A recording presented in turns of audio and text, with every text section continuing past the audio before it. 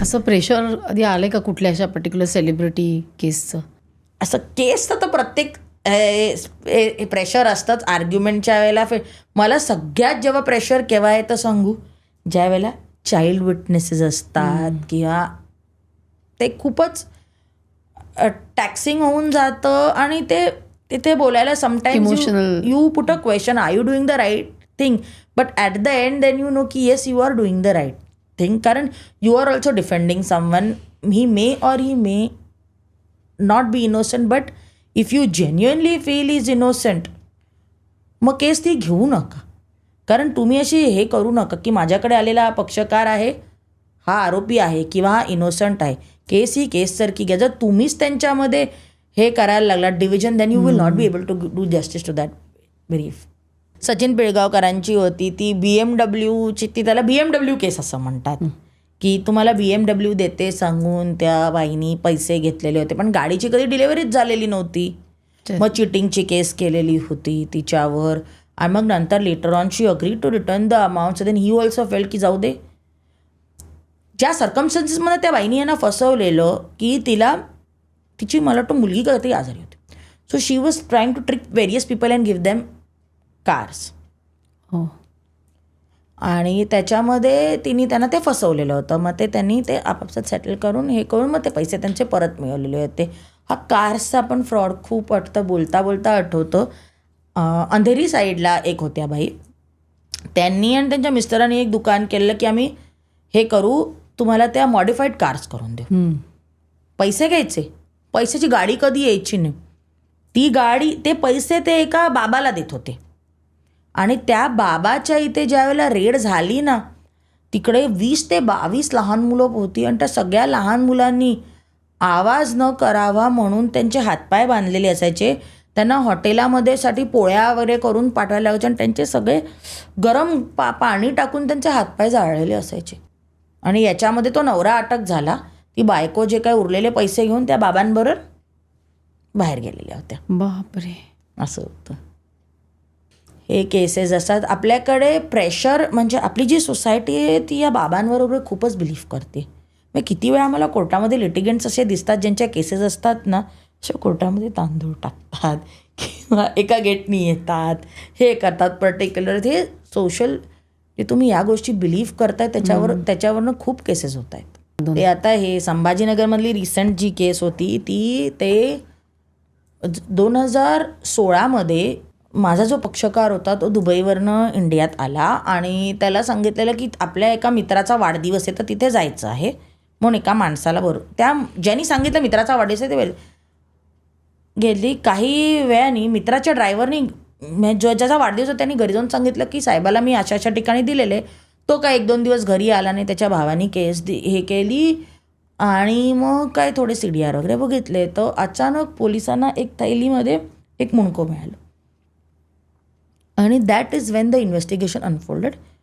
आणि असं कळलं, पहिले असं सांगण्यात आलं की याचा वाढदिवस होता आणि ज्यांनी केक आणलेला होता तो त्याच्या आवडतीचा केक नव्हता, म्हणून त्यांनी त्याच्यावर गोळ्या झाडून त्याला मारून टाकलेलं होतं, आणि बॉडीचे पार्ट्स हे करून डिस्पोज करून वेगळ्या वेगळ्या ठिकाणी ठेवून दिलेले होते. नंतर काही म्हणत ती फायनान्शियल ट्रान्झॅक्शन्स होती, हे होती. आमचा जो पक्षकार होता तो मियरली बिचारा तिथे त्या वाढदिवसाला प्रेझेंट होता, आणि त्याचा एकदम थरकाप झाला. त्याला हे इन्सिडेंट बघून तो हलूच शकला नाही, म्हणून त्याला त्याच्यामध्ये आरोपी करण्यात आलं. तर आता जवळजवळ 10 वर्षानंतर या केसचा निकाल झाला, आणि ज्यांनी मेन गोळी मारली त्याला जन्मठेप झाली, पण माझा जो पक्षकार होता त्याला निर्दोष मुक्त केलेलं आहे. पण ते तुकडे कोणी केले? ज्याला जन्मठेप झालेली आहे, आणि जे बाकीचे आरोपी नंबर 3 आणि 4 होते त्यांनी त्याला याच्यामध्ये अबॅटिंग करून बॉडी एव्हिडन्स डिस्ट्रक्शन करायला मदत केली. There were 3 motives basically. There was a feud between accused number 1 and the deceased. दुसरं मोटिव्ह असं होतं, प्रॉसिक्युशननी हे ठेवलेलं होतं की अक्यूज नंबर 1 आणि डिसीजच्या पत्नीमध्ये काहीतरी इश्यू होता, किंवा there was some monetary transaction. आमचा भाग जो होता की कुठलीच सर्कमस्टन्स माझ्या आरोपीच्या विरुद्ध प्रूव्ह नाही करता आली. दुसरी एक अशी होती, आपण म्हणतो की जसं आपण आधी म्हणायचो क्रिमिनल हॅज नो रिलिजन, आता म्हणजे मेल और फिमेल उरलेलं नाही आहे. कोणी क्राईम करू शकतं. एका मुलीचं रत्नागिरीमध्ये एका मुलाशी लग्न झालेलं होतं. शी वॉज अगेन्स्ट द मॅरेज. मग तिला नव्हतं करायचं लग्न होतं. सगळं चांगलं होतं, व्यवस्थित चांगलं होतं. स्वतःच्या मित्राला घरात बोलवलं आणि नवऱ्यावर फुलपात्राने गरम पाणी टाकून टाकून त्याला जाळण्यात आलेलं होतं. त्याला गॅग केलं, त्याला जाळून टाकलं बापरे. आणि सेप्सिस होऊन तो नवरा गेला. म्हणजे मर्जी विरुद्ध विवाह केल्याने हा क्राईम, हेट क्राईम म्हणतो तसा केलेला होता. आणि हे सगळं मला असं वाटतं it's a tip of iceberg. खूप काहीतरी भयंकर सगळं गुन्हे घडत आहेत आणि समोर येतात ते अगदी त्याचं प्रमाण खूप अत्यल्प आहे, नाही का? 5% तुम्ही एक पिक्चर बघितला असेल मला मला अशा बघितल्या, बावरची म्हणून एक पिक्चर होता. त्याच्यामध्ये एक कॉन्व्हर्सेशन चाललेलं होतं, ए अच्छा है ना, ये न्यूज़पेपर नहीं आएगा तो अपने को तो कुछ क्राईम ही नहीं होगा. म्हणजे सध्या ते तसं आहे. आपण जे बघतोय ते तेवढंच बघत आहोत. जे आपल्याला दाखवलं जात आहे तेच आपण बघत आहोत. ॲक्च्युअल डावरी किती आहे? सॉफ्ट डावरी हा नवीन प्रकार आहे. म्हणजे आम्हाला काही नको आहे, तुम्ही तुमच्या मुलीला द्या. हा एक सॉफ्ट डावरी. आम्हाला नवरा हवा आहे, पण तो बिझनेसवाला हवा आहे किंवा त्याला 5 डिजिट 6 डिजिट पगार हवा आहे. प्रोफेशनल्सशी लग्न करायला एक काही इच्छा सुरू आहे. मॅन्डेटरी ठेवा ना, 3 डिग्र्या मॅन्डेटरी ठेवा लग्नासाठी. मुलाकडे 3 डिग्र्या पाहिजेत, मुलीकडे 3 डिग्र्या पाहिजेत. आणि पॉम्पस मोठी वेडिंग सगळ्यांना आवडतात, पण ते मुलींनी स्वतःच्या पैशाने बळावर करायला पाहिजे, आई वडिलांच्या याच्यावर न करायला पाहिजे. आणि थोडंसं व्हेरिफिकेशन हे करा, काय करा. म्हणजे तुमचे पार्टनर्स जे आहेत, तुमचा लाईफ पार्टनर तुम्हाला लगेच कळला पाहिजे. सोलमेट होण्याच्या खरंच तो कुवतीचा आहे की नाही, हे तुम्हाला बघावं लागणार आहे. किंवा वेवलेंथ मॅच नाही होते. एक नवीन आमची वेवलेंथ मॅच नाही झाली आहे.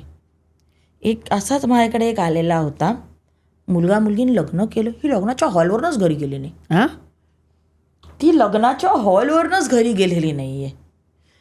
हे कल्याणला फाईल केलं. तर जजने तिला विचारलं, तुम पागल है क्या, इतना पैसा क्यों डाला तुमने फिर शादी में? नहीं, मेरे को बाद में रियलाइज़ हुआ कि मैंने मेरे मम्मी पापा को धोखा दिया इसके लिए. असं बापरे. हे असंही सांगण्यात येत आहे. वेवलेंथ आमची मॅच होत नाही, हे नवीन आहे. We were not comfortable. He clip शेवटपर्यंत बघितल्याबद्दल खूप खूप धन्यवाद. संपूर्ण एपिसोड बघण्यासाठी खाली दिलेल्या लिंकवर क्लिक करा आणि सर्व काही चॅनलला सबस्क्राईब करायला विसरू नका.